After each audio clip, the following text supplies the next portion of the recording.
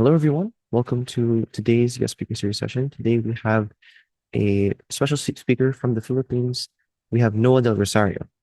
So he is a Philippine-based filmmaker and multimedia artist whose work explores identity, movement, and collective memory through visual storytelling. A finalist in Cinemalia 2016 for his short film Bugtao and director of The Recycled Spirits of Roel Cabato, Noah brings a deeply personal and culturally grounded perspective to filmmaking. Studying his talents in directing, cinematography, editing, and painting, his projects span short films, documentaries, music videos, and visual art. His work captures everyday stories with poetic attention, often reflecting themes of place, culture, and the Filipino experience. Noah's approach to storytelling is rooted in observation, community, and introspection. He seeks to honor the lives and histories often overlooked in mainstream media. For public screenings, workshops, and collaborations, Noah continues to engage with young creatives and independent artists across the Philippines, encouraging new voices to emerge in local and regional storytelling. And with all of that being said, let's welcome Noah Del Rosario. All right, guys. Hello. Good morning. And thank you, Tim, for the very kind, very nice introduction. I'll keep this very casual. Just so I wanna avoid coming off as a lecture speaker at the moment, but basically just want to share what I've been through for the past decade. In terms of my filmmaking journey, my the the highs of my journey and the lows of my journey as well, because no journey is perfect. Of course, we all have our idols in the creative industry. If you guys are interested in being creatives, whether it's filmmaking, art, music, theater, or anything like that, we all have our idols, but a lot of the times we don't really get to see or hear about the struggles along the way. And so all of us, we're human. We're all normal human beings. We all go through um, sorrow and pain at some point, or at least setbacks, and that those are the things that make us stronger. So I'll touch on a little bit of that for today, because I think in that respect, it's very important, and especially if you want to be a filmmaker, if you want to be a storyteller, a lot of the things that kind of fuel our journey is the struggles that we go along the way, or at least the setbacks, depending on who you are. So the title of my little talk today is Chasing the Dream, a Decade's Journey. So a little bit about me. So just like Tim mentioned earlier, I am Noah Del Rosario. I'm a filmmaker, painter, activist, and cultural worker from the Philippines. I've just turned 30 this year, and now my back hurts. So for those who are still in their 20s or younger than 20s, enjoy your youth. And work out if you can, because you're gonna need a strong body in order to do a little bit of what I do. Or not, even if it's not strong, just healthy. Health is important, guys. So, a question for you guys is: do you believe in alternate universes? That's a thing that I like playing around with, both in storytelling and just when I have time to really think and ponder. And unfortunately, in this reality, and as defined by the limits of science so far, I don't know what they're coming up with at the moment, but as far as everyone knows, there's only one reality. And so we have to make this reality count. And that might be a lot of pressure for most of us, because we have maybe 70 or 80 years on this earth, and we're scrambling to wonder what it is we want to do in life. But for me, that revelation came around high school or so. I've always loved the concept of telling stories. Growing up with my brother, with me and my brother, I'm the eldest of three sons. We grew up in an artist family, and early on, I loved to read books. I loved watching films. I loved drawing as well. And I realized that one of the best mediums of storytelling at the moment is filmmaking, because it combines all of that. It combines music, it combines writing, and it combines storytelling, visuals, all of that into one. So movies, the concept of cinema is a really wonderful thing, and that's what I wanted to get into. And so when I went to college, I applied to this art school. So there's me 13 years ago, a little bit younger. Back was still not hurting, a little bit crazy. So these are some of me and some of my batchmates just collaborating on silly videos.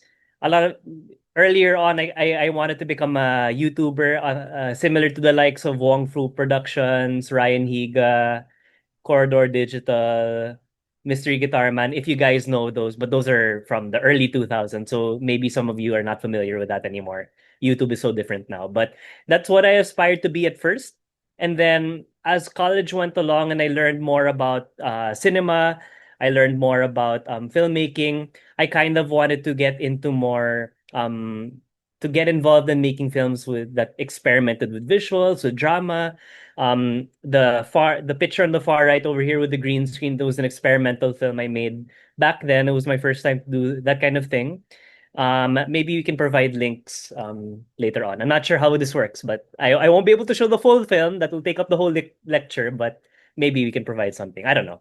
But anyway, upon graduating, I had a bunch of high hopes. Because obviously, as when we're young, our parents and our teachers, our mentors, they really push us to aim high. And so that's what I tried to do. I graduated from in college with honors in 2016. I had my thesis film, Bugtao. Bugtao is a Hiligaynon word, one of the languages in the Philippines. The Philippines has a lot of languages. So my mother tongue was Hiligaynon, and Bugtao means awake. So the film was about these two boys. They share dreams with each other, and these dreams are basically related to, I guess, their childhood trauma in terms of their family and everything. There's a bit of animation in it, and so this film was screened in Cinemalaya. Cinemalaya is one of the bigger film festivals here in the country for independent films, both long films and short films, and it was a really big highlight. I didn't expect to get into this festival, so I graduated feeling pretty confident in myself, honestly. Here was the official poster, some behind the scenes photos beneath. There's me posing in front of the large poster at the time in 2016, 9 years ago. I can so long ago already. I can't believe it. And so, but upon graduating, when I got to work, when I started work and everything, that's when I realized it was a real world. Um, the real world was actually a little bit tougher than I thought it would be. And that's when I realized that I was actually a small fish in a big ocean. When I went to college, the college was quite small. And so I was a big fish somewhat during that time. So I was pretty confident in myself. But then I realized that um, in order to become successful or to um, reach a certain level, you really have to tough it out. You really have to learn how to be uncomfortable, to learn to do things that build your character. But at the time, it's quite hard, and I wasn't used to that at first. So this is when I became an apprentice for a commercial production house. This is 2 years of my life. So this is where I spent my time being an editor, a camera operator for commercials. So commercials for brands like McDonald's, Jollibee, one of the biggest fast food chains here in the country. Um, there were so many. I can't remember all of them. And it was a fun time. I got to handle big cameras and everything. The man over here beneath me is very very skilled cinematographer. I loved working under him. I learned a lot from him as well. So this is a fun time, and even though it was quite hard, lots of late nights, lots of losing sleep and everything, frustrated mentors also at me. This is a very pivotal part of my life. And during this time, I still wanted to make films, so I made my next short film entitled Next. Um, this film is about unborn souls who want to find out how their life is going to turn out on Earth. So during that time when I apprenticed for that production company, they helped me make it. So it was very kind of them to do so. So I'll just play a little bit of the trailer just so you see. Sigurado ka ba sa desisyon mo? Gusto mo talaga malaman? But what happens if we turn out to be monstrous people? Mangyayari ang dapat mangyari. Wala tayong magagawa.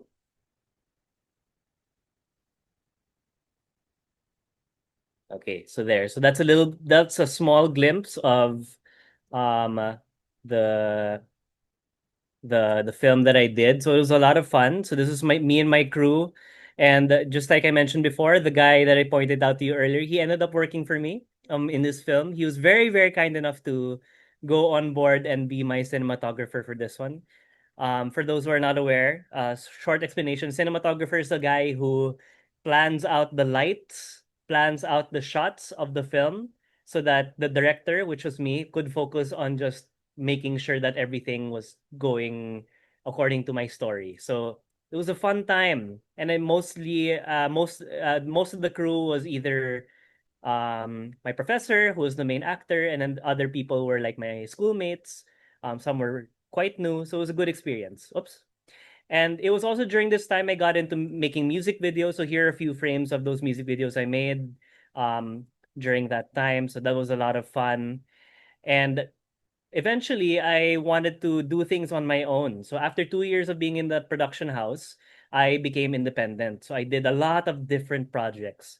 I did projects that involved documenting some of the tribes. I did projects for beauty pageants, music videos. Still, I sometimes I didn't direct. Sometimes I was the cinematographer. I was the production assistant. I was the assistant director. I was doing so many things just to earn money. So it was a really busy time, and I thought that my career was slowly going up. But then, um, something very tragic happened around the world in 2020, and obviously we all know that what that was, and that was COVID, no? And so this was when things got ground to a halt. These were what I call the deleted years, um, because in hindsight, it feels like it's been so long, but it's been so recent actually. So it was during this time where all my shoots, all my projects were canceled because we had to have social distancing. Nobody knew at the time how serious COVID was.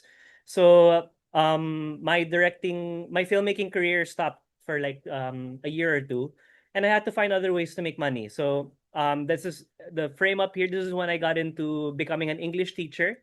I joined this company. I won't say which name, or maybe it's there already. Never mind.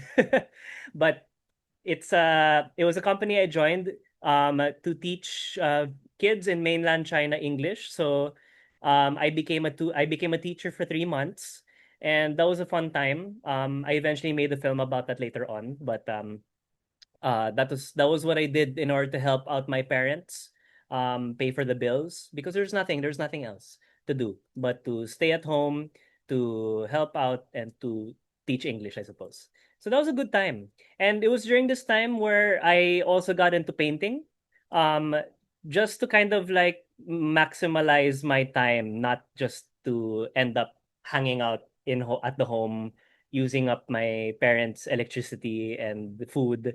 I tried to be productive as well. And it was during this time in the Philippines, it was a very turbulent time politically. We were all angry at I won't get into it, but we were all angry at our politicians. Um, COVID policies were not very good.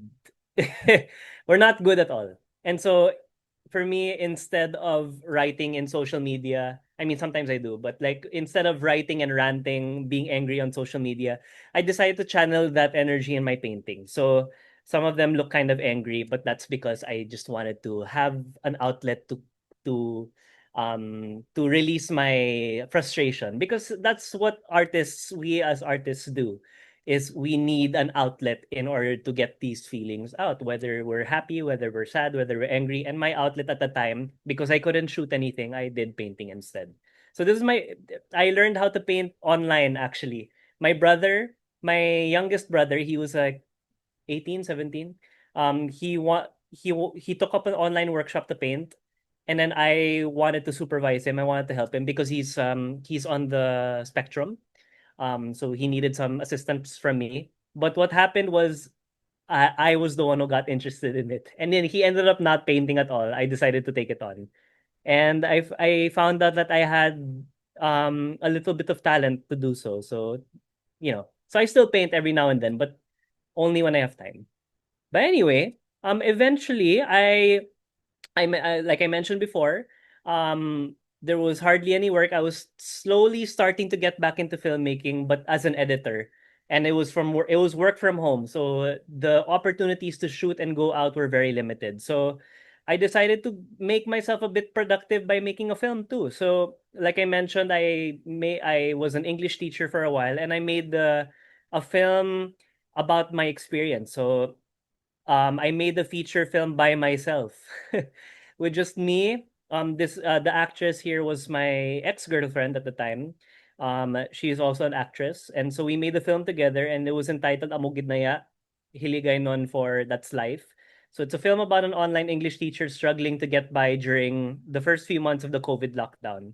So no other crew. It was just me, her, and then some of the other actors. Nobody at all. Um, because if there's a will, there's a way. So I'm letting you guys know, if you guys are into filmmaking, if you cannot, if you can't get a big budget, do what you can. That's what I told my students. Tim here was my student earlier, sometime last year. That's what I would tell them. Use what you can. So we use what we can. This film is not yet finished. We still have to edit it, and also because we eventually split up. So there's a lot of emotional things that I had to deal with first, but we'll most probably finish it this year. Don't worry. But there, and then eventually I started getting back into editing. COVID restrictions started loosening up a little bit, so I eventually got into documentaries. I made this documentary called A Beautiful Universe. It was about Miss Universe Philippines here in 2022. And then I made a documentary about one of the tribes in the southern part of our country, in a place called Cotabato. It's called Inikos ko namin luga, meaning this is our land. So and then I made an experimental film called Manila Madness also. I can't show trailers because we might run out of time. But kept myself busy, and it was not a bad thing, but then money was still hard to come by, so I eventually had to go into corporate. So I joined an ad agency, and then I became the multimedia supervisor, and I thought that because I went into corporate my dream would stop there. But and I felt like it was a dead end for me. I felt kind of depressed a little bit that the dream of to become a filmmaker, to become a director stopped because I needed to make money.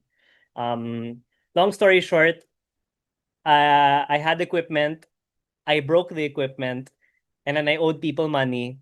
Hence, I had to get a real job. So it happens, especially if you're not from a wealthy family, or if you're not from a wealthy family, sometimes you just have to do what you have to do. You have to work, that's reality. And that's what I had to do. And I thought the dream was over. But lo and behold, it was not. While I was still in that corporate job, I tried applying to film scholarships abroad because I wanted to learn outside of my country. I still had the desire. There's so many rejections, like plenty. Even from the school over here, I got rejected once, but I applied once again, and I eventually I was able to get in. Um, thank goodness. So after I got in, I left my job and I decided to just take the risk. It was a scholarship, so everything was paid for by the government of Busan in South Korea, and so I went there. So long story short, I know I'm running out of time, but Busan Asian Film School, basically this is where they get filmmakers from around Asia. Asia meaning Philippines, Indonesia, Singapore, Iran, Mongolia, Hong Kong, those countries, and then they select a bunch of people, and then they help these filmmakers develop their story. They develop their first feature film, their first project. So that's what I got into. So this was sometime last year, actually. I stayed there for 7 months, and I was with 20 fellows from 16 different Asian countries, Singapore included. There's one there from Singapore. And then that's where we stayed for 7 months altogether. So from the Philippines, it was me and another person. There were two of us Filipinos. And so that's where we were. It was my first time in Korea, and first time to be in a very multicultural kind of setup, and all filmmakers, all passionate about telling stories. So that was very nice. And Busan is a beautiful city. So it was a perfect place for us to kind of to get together and to learn from each other. This one's my favorite statue in the city, the two whales. But springtime is especially beautiful in South Korea. And a lot of the time, aside from filmmakings, we made some really good friendships. This one's my roommate in the far right from Sri Lanka. Really great guy, really talented guy. All of them are very talented people. And so yeah, it was a lot of fun. And then we were taught by some of the best people in the industry as well. Uh we were able to learn more about film producing in general and especially storytelling as well, script development and such. So a lot of things. And then this guy over here, Darcy Paquette, I don't know if you guys have watched Parasite, but if you've watched Parasite in English, this is the guy who made the subtitles from the English subtitles, translated the film from Korean to English. So if you guys are able to watch it, you have him to thank. If you guys haven't watched it yet, maybe when you're a little bit older, watch that film. It's a great film. But yeah, we had people like these teaching us, and we were very privileged to do so. Oh my gosh. But it was a lot of hard work too. This is us losing a lot of sleep preparing our presentations, preparing our stories. There's me over there in the far right looking. Well, I guess I'm texting. So I guess at the moment I was not working. Sorry. But anyway, and then what was beautiful about this experience was the cultural sharing. We cooked and ate each other's food. We shared each other's stories. The one who took the picture, the girl here on the left, she's from Singapore. There. And then in between, I also organized film screenings during the time because I love sharing stories in the community. Even here in the Philippines, I do that. I organize screenings, I show short films to create a community. And that's what I did. I practiced a little bit of that during that time. So we were showing an Indonesian film here. We had this every week. We took turns per country. And then yeah, so it was a good time. And then we got exposure to different kinds of film festivals as well. Busan International Short Film Festival, Busan International Fantastic Film Festival. We were also mentored by Prodo Osud from France, basically to help us hone our stories even more. And then I had a one-on-one mentorship from one of the best producers in Korea, so that was really nice. And then yeah, and then eventually, after 7 months, when we had our stories polished and everything, we had to pitch it in the Busan International Film Festival. So we had to practice, we had to pitch our story. We were all given only 6 minutes each to pitch our story, as concisely as we could. And then eventually, at October 6, was it last year? I was able to pitch my short film. It was a film entitled Demonyo. Long story short, really small pitch. It's about a woman who, a school teacher from the province. Um she she lost her brother when he was killed by this Japanese soldier hiding in the Philippine jungle for even after World War II. And so the soldier returns back to her village, and now she now needs to decide whether she will move on from her past or take revenge on the soldier. So that's a really short, concise description of the concept that I pitched there, and it went really well. And until this day, I'm still developing this concept. It's still ongoing. So yeah, it was a great time. There's me with my professors, and then I eventually graduated last year. So it was a very high time in my life. I never thought that I would reach this point, but alas, all good things must come to an end, and then eventually I had to settle down to reality. So um, when I got back here, I had no job. When I got back here, I took a leave from my job, right? But then when I got back, I found out that the company closed, so I had no more employment. The relationship that I was in, romantic relationship I was in, it ended while I was in Busan, so I came back with no girlfriend also. And even though my time in Korea was paid from by the Korean government, it was a scholarship. Our food was not free. We had to go for groceries, we had to cook, so I spent money. And so I came back having to start from zero almost. But the thing that kept me alive, or the thing that kept me going, was the sense of community. Um the sense of community that still continues unto this day. So when I got back, I moved to a different part of Manila, further away from my family. And And then that's when I eventually put up a company with a few of my friends. I helped start collaborating with other filmmakers to put up film screenings every now and then. I've joined an organization, an activist organization that helps stand up for farmers' rights. So I work as a filmmaker there as well. So it's become a very vibrant time in my life even until now, and it's only because of the people that I surround myself with.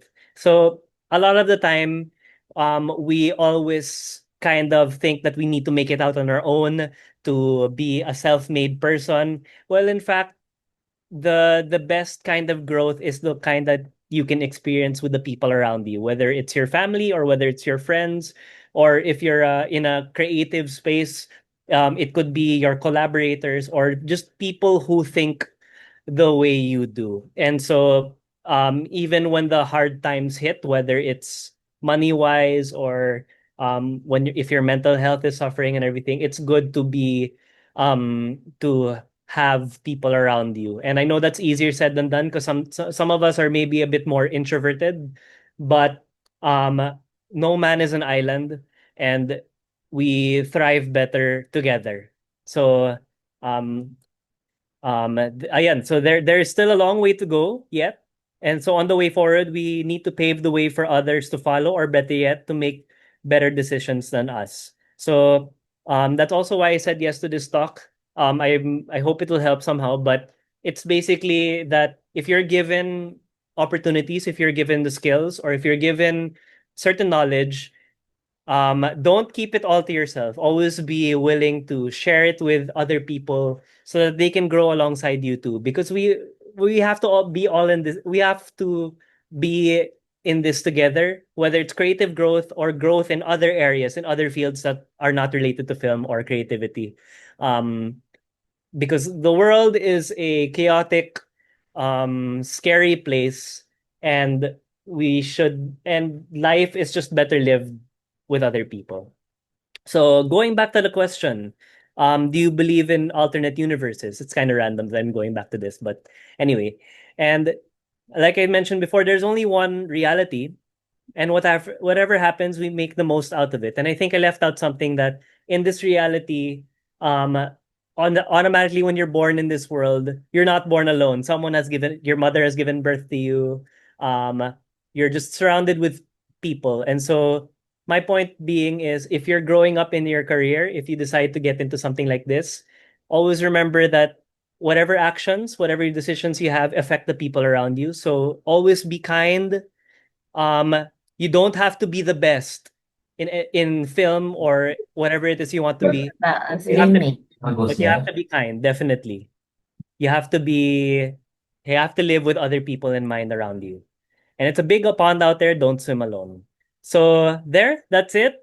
Thank you very much. And that's the talk for now. And I think we'll be opening the floor to questions in a bit. So thank you so much, guys. All right, thank you so much, Noel, for sharing everything you want to share. So to everyone as well, if you have any questions for Noel related to the talk, or if you're just curious about his work or anything like that, feel free to send a message here. Okay, I'll now read them out loud. So Yael is asking, what was the most memorable feedback or criticism you received for your films?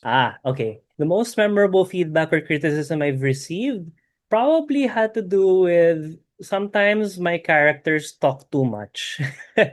um, because I like dialogue. I like listening to dialogue. I like filmmakers who are able to write really good dialogue. But one thing I learned is that in film, sometimes you just need to show more than talk because it's a visual medium.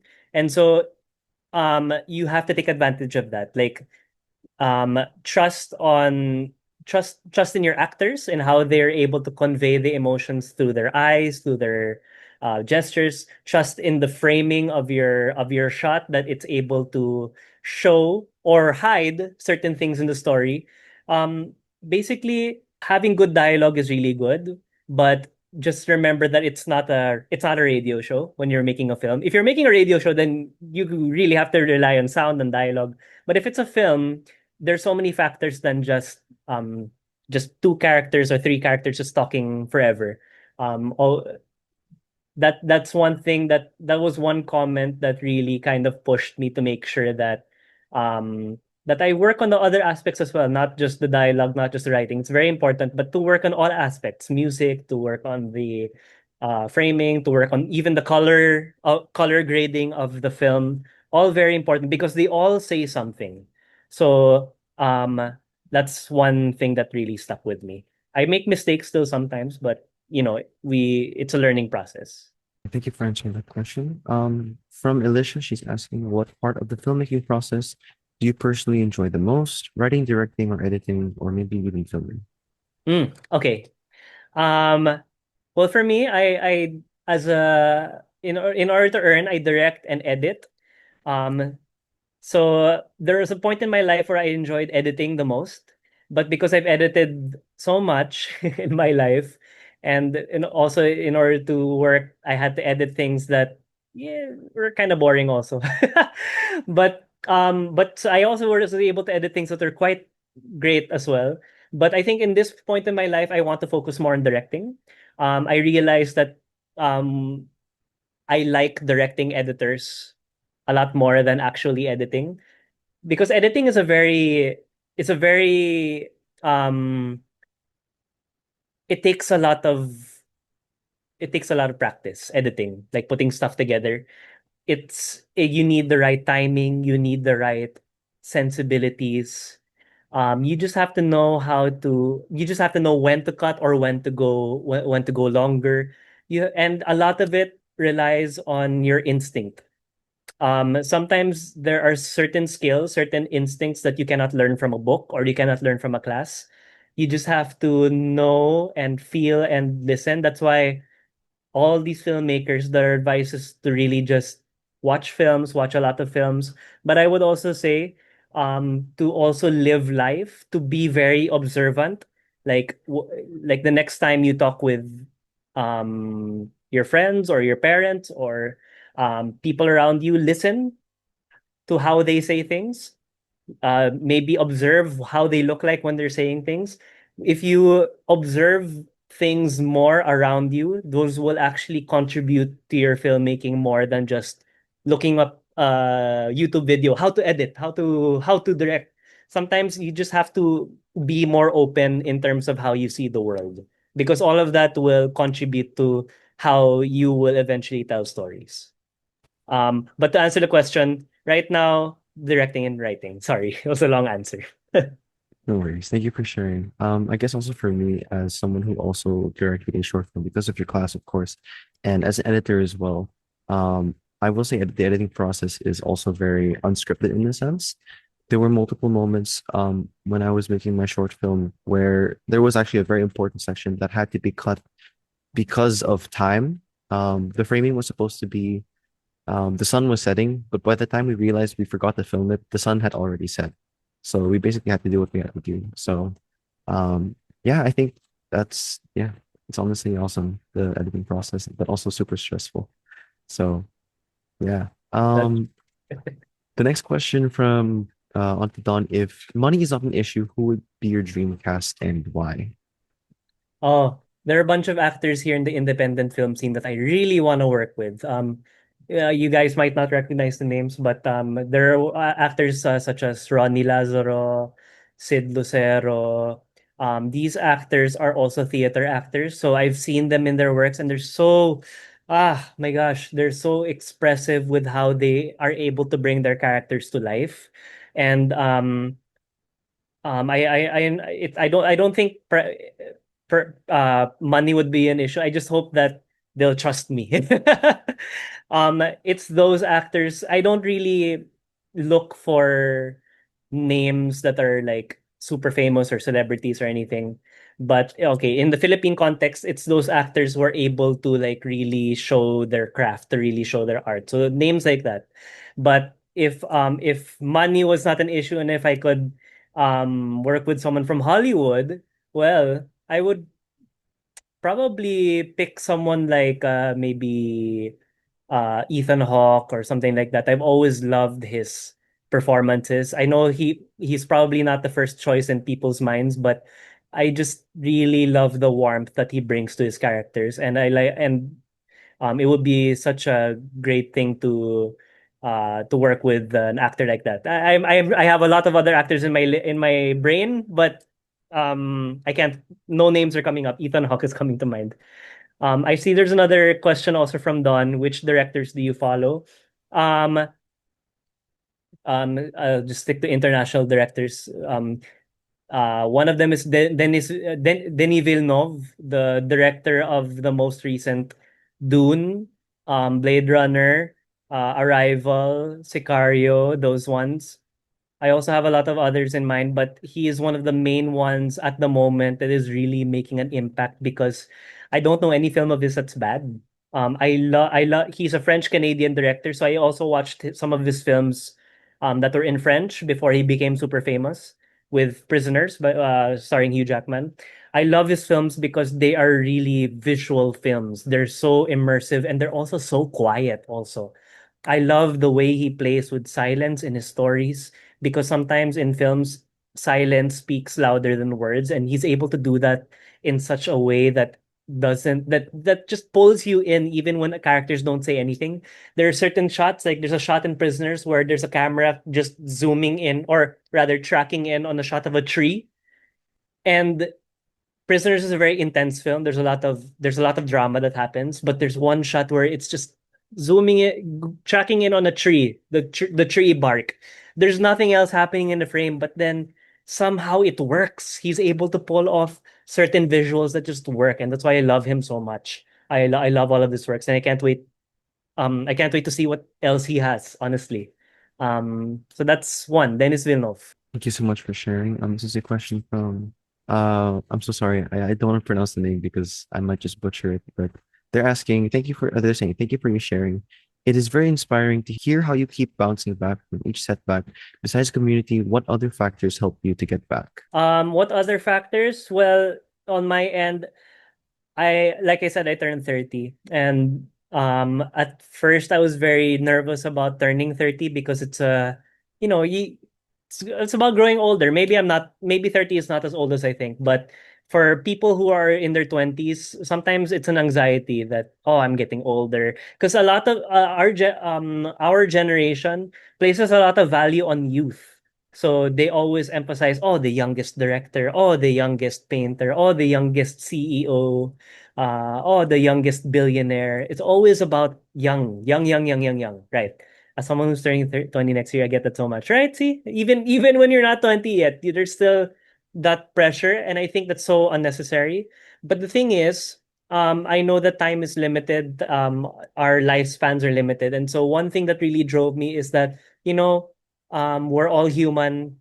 We will eventually pass away one day, so we might as well make the most of it. So aside from community, I really just wanted to make sure that whatever I had time in my life, I wanted to just take advantage as much as possible. And if there's something I needed to do, um, um, I wanted to go for it. I've always wanted to move to a different part of Manila, so I worked hard to be able to do so. It was not easy. There were sacrifices that needed to be made. But that's the thing. Like, if we want to accomplish things, there will be sacrifices that will need to be made, whether it's financial, whether it's time with certain people. So it's acknowledging those things that need to be done and really going for it. So I don't know if that answered that question, but that's one of the things. Thank you so much for answering that. Another question from Auntie Don is, how would a 15-year-old start on their journey to explore filmmaking? What equipment should they invest in? I'm actually also curious about this. Yeah. Okay.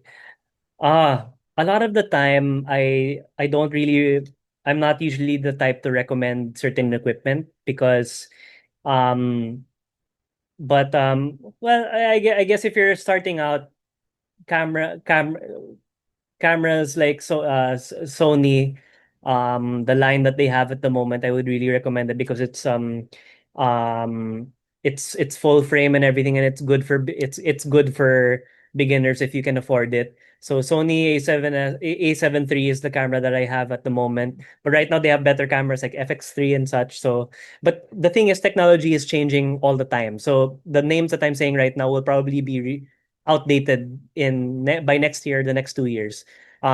So I think if you're a 15-year-old who would want to start in filmmaking, aside from equipment, because the thing is you can use the worst camera ever but still come up with a good film. Um, when I was teaching Tim and his other fellow students, I told them that, if you have your parents' cell phone and it takes videos, or if you already have a phone that takes videos, or if you have anything, just use it. Because I don't think people should be limited by equipment. Sometimes people wait until they buy the best camera and then they shoot. But the thing is, filmmaking should start even before you have the equipment. And filmmaking should start by making stories, writing stories, whether they be silly stories or anything like that, just to experiment. I think, and then once the big equipment, once you get really good cameras, then you've already been able to practice your filmmaking. So I think even if you have the ugliest or worst quality phone camera to use, you can already start there, honestly. When I was making films with my brother, the first thing that we used was our parents' Nokia cell phone, and the video could only shoot for 9 seconds. So that was our limit. So, but that's where we started. Everyone starts from somewhere. So, um, you can use anything, but if you really want to do it, you'll just start. And start by making films because you want to. Don't shoot for the best thing ever right away. You have to practice. Especially if you're 15 years old, that's a lot of time to practice. So just make whatever you want. And even if it turns out bad, or if even if it doesn't turn out the way you want to, it's okay. It's practice. It's all about practicing. Art should be art should be a way for us to express. I don't really believe in the whole merit system where the best ever, the top 10 best ever. I mean, that's very subjective because what might be best for someone might not be best for you or for me. So the important thing is to just practice, to just making. And I see your comment, Don Ozu. I love Ozu. Yasujiro Ozu. I love his films. Um, I'm a big fan of Floating Weeds. That's my favorite film of his. But I also like Tokyo Story. Hu Xiaoxian, I love his films too. But I think I need to explore more Taiwanese films as well. Yeah, I just saw that, so yeah, I agree. Okay, thank you for answering that question. Another question from Brianne is, are your films based on personal experience? And I guess to add on to that, if, say, someone were to ask you to direct a film that you don't have a lot of personal experience in, and how would you direct it in a way that suits them or like still captures that message that they want you to capture? Okay, that's a good question. And that's a struggle that a lot of filmmakers have, and even myself. But to answer the first question, my films based on personal experience, I think my films are based on personal insight. Because, for example, the the short film trailer that I showed you is about unborn souls that want to find out how they will find out they want to find out how their lives will turn out on Earth. So of course, when I was unborn, I did not have a conscience. So I don't think that's a personal experience that I can have. But it's always been a curiosity that I've had, like in terms of like what happens after death, even what happens before we're born. Those are curiosities I always had because I'm very interested in spirituality. I'm very interested in religion. And those things fascinate me. And I wanted to make that film because I felt that I needed to express that. I grew up from a very, let's say, religious household that was very rigid in how we viewed the world, how we viewed faith. But for me, I've always had a lot of questions. And so because I've had a lot of questions, I wanted to explore that even in my art. So even in my paintings are not just political, they're also quite spiritual as well. Questioning about 30 questioning certain things that I had growing up, what I was raised to believe and everything. It's all, and I believe that a lot of my most of my films um ask a lot of questions without saying the questions. It's more on I'm curious about this. This is how I see it. So um and then to answer your question, Tim, sometimes we don't have to we don't have to suffer the same way. We don't have to suffer to make art, I would say. Like, for example, if you want to make a film about someone who um has um lost everything in the war. Maybe a majority of us have not gone through war, but then you have to find that angle where you can really empathize, you can really relate with. Like, if I want to make a war film, obviously I've in World War II. I haven't been in World War II. I wasn't born yet. But if the character is someone I can relate to, someone who has gone through a certain, like, maybe how they grew up in terms of how they see the world, like they want to prove something to the world, or they've gone through a certain insecurity that you can connect with, as long as you are able to be genuine, to be as long as you're genuine with that connection, you will be able to somehow make a way to have yourself relate to that and be able to connect to that story and be able to execute that story. Of course, if you are making something outside of your experience, you need to research, obviously. I mean, that's a given, to give justice to the story that you want to create. So it will require more brain power from your end. But I believe that filmmakers should not limit themselves to merely making their films only from personal experience. Of course, you have to find yourself in that experience. You have to find yourself in that story so that it doesn't come off as pretentious, so that it comes off as authentic. That's very, very important. So you just have to find that connection. Of course, if you're not able to find that connection in the story, then why are you gonna make it in the first place, right? So, um, authenticity, and just being able to connect with it, and doing the extra work. If it's historical and you're not from that time period, or if the story takes place in another country and you're not from there, you're gonna have to do a lot of research. A lot of research, but connection is the most important, I would say. This question is from Yael. He's asking, what is something unique about Filipino films and culture that you want to highlight and share internationally? Okay, interesting question. The thing is, and for people who might not know, the Philippines has a very complicated history. I mean, all countries have complicated history, but ours, we were colonized by three countries for the past 300 or so years. For 333 years, we were colonized by the Spanish. For half a decade, we were colonized by the Americans. And for 3 years, we were colonized by the Japanese during World War II. So our culture um, is very distorted because during that time, a lot of our original history was erased by the colonizers, just so that we could serve them better, and that's very sad. But and that's a very sad part of our history. A lot of us, our culture is a very fractured culture. In the Philippines, if you go there, it's quite westernized, and because we because of those years of colonization, we've been made to see the outside powers as greater than us. But like with filmmakers nowadays, we are realizing that no, we should place we should place value in our identity.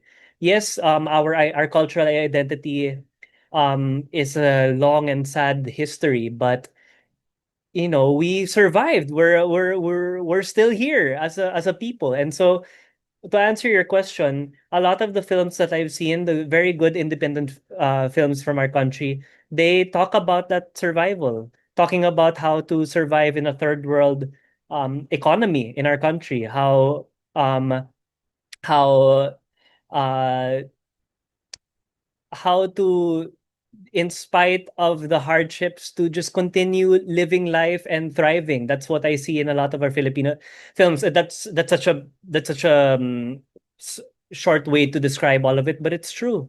Whether you watch historical films from our country, whether you watch romantic comedies, whether you watch gritty crime thrillers, it all shows that whether we like it or not, even if we try to hide it, our culture will and our history will come out um organically, and that goes for every film culture, especially in our part of the world, Thailand, Cambodia, Vietnam. Indonesia, all have amazing films, by the way. So yeah, but because of that, our I think from how I see it, our culture, Filipino culture, is fighting to be heard amidst the Western influence, amidst all of that, and and you see that fight, you see that struggle, and it's more of you feel it. It's more of a feeling that you feel when you watch Filipino films. So if you're able to get access to that, guys, I would recommend um giving it a shot. Whether it's Filipino films from the 1970s, from the 80s, from the 2000s. Yeah. Okay. Thank you for answering my question. Sabrina is asking, as a filmmaker, I'm sure you watch films too. Do you have a favorite film and why? Okay. Oh, that's such a hard question. But like of all time, maybe it's because of childhood. My favorite films are like Lord of the Rings, if we're talking international, because it's just a different caliber. I grew up with it as a child, so there's a bias already. I'm already emotionally attached to that film because in all aspects, it's just a great world. It's in a fantasy world that none of us are from, but for some reason you're able to connect with it. So that goes back to what I was saying, that you don't have to live a certain experience in order to be able to connect with it, but you feel like you're there. You feel the pain of the characters, and you feel victorious when they succeed. So but going back, that's why it's my favorite, because it's just another level. It's just another level of filmmaking. But in terms of Filipino films, one of my favorites is a film called Norte. Norte, the end of history. In our language, Norte, hangganan ng kasaysayan.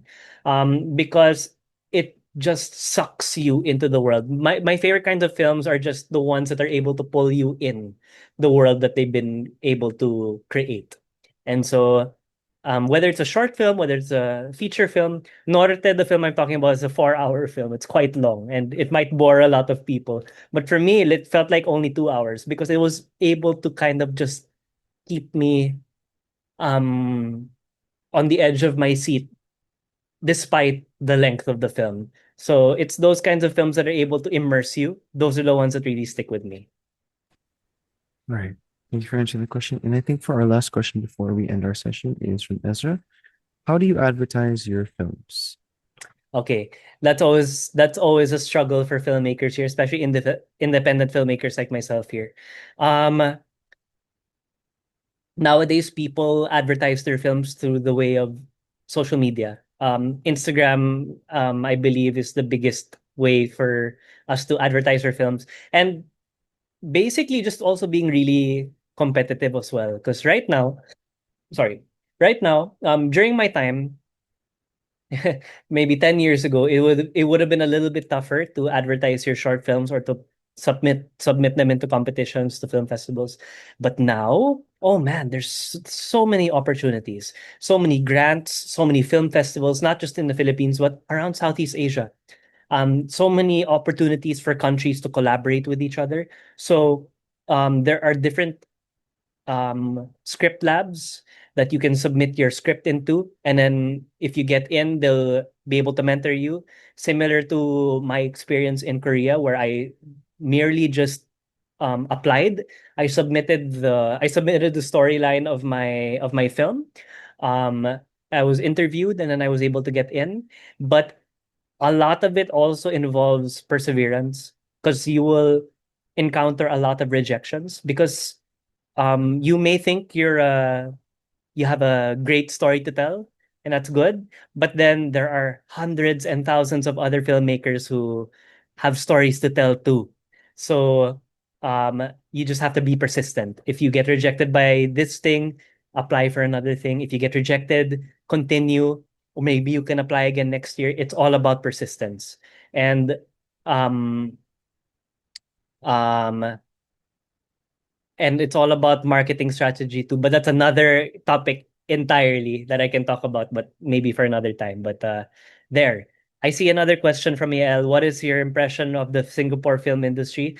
I'm quite impressed by the Singapore film industry, even the independent film industry at the moment. One of the biggest directors, Anthony Chen, he was able to hold a talk in our school during that time. Anthony Chen, the director of Iloilo, and um, that was one of the bigger independent films in Singapore during that time. And that film also starred the Philippine the story of the film also featured a Filipina domestic worker as well, played by Anjali Bayani. Um, but what I'm seeing with Singapore, they're pouring a lot of investment in terms of developing their young filmmakers at the moment. It's quite and they're opening film festivals for other members of Southeast Asia to join and submit.